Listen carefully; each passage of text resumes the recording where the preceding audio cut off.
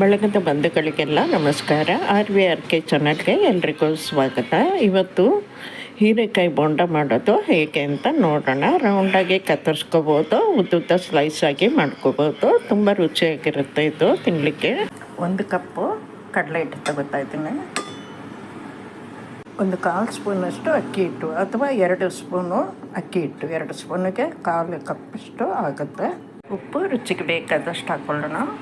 1 spoon ಖಾರ ಪುಡಿ, ಇಂಗು 1-2 ಚಿಟಿಕೆ ಅಷ್ಟು ಹಾಕ್ಕೊಳ್ಳಿ. ಅರಿಶಿಣ ಒಂದು ಸ್ವಲ್ಪ, ಬೇಕಿಂಗ್ ಸೋಡಾ ಅಥವಾ ಅಡುಗೆ ಸೋಡಾ 1-2 ಚಿಟಿಕೆ ಅಷ್ಟು.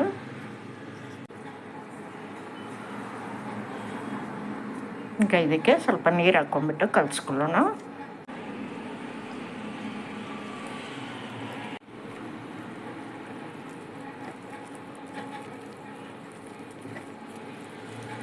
ನೋಡಿ, ಹಿಟ್ಟು ಕಲಿಸ್ಕೊಂಡಿದ್ದೀನಿ.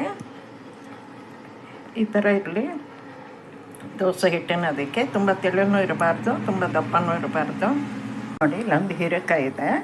ಇದ್ರ ಸಿಪ್ಪೆ ತೆಕ್ಕೊಂಡ್ಬಿಟ್ಟು ಇದನ್ನು ಗಾಲಿಗಳಾಗಿ ಕಟ್ ಮಾಡ್ಕೋಬೋದು ಅಥವಾ ಉದ್ದುದ್ದ ಪೀಸಸ್ ಆಗಿನೂ ಮಾಡಿಕೊಂಡು ಬೋಂಡ ಮಾಡ್ಕೋಬೋದು. ನಾನೀಗ ಇದರಲ್ಲಿ ಅರ್ಧ ಭಾಗ ತೆಗಿತಾ ಇದ್ದೀನಿ. ಹೀರೆಕಾಯಿ ಸಿಪ್ಪೆ ತೆಗೆದು ಇಟ್ಕೊಂಡಿದ್ದೀನಿ.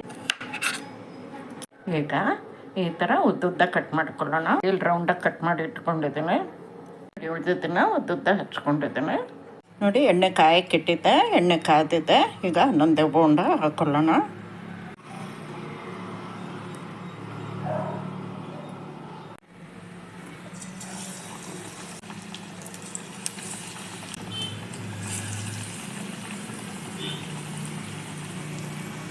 ಬೋಂಡ ಕಾದಿದೆ, ತೆಕ್ಕೊಳ್ಳೋಣ.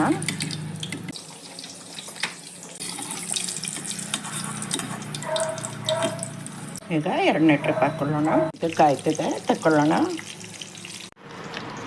ರೌಂಡ್ ಸ್ಲೈಸದು ಹಾಕ್ಕೊಳ್ಳೋಣ.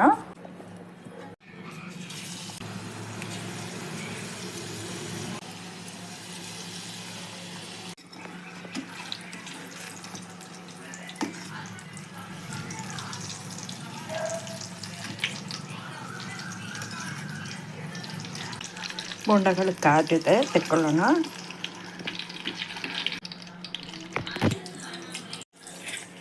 ಈಗ ಉಳಿದಿದ್ದನ್ನು ಅದೇ ಥರ ಹಾಕ್ಕೊಂಬಿಡೋಣ.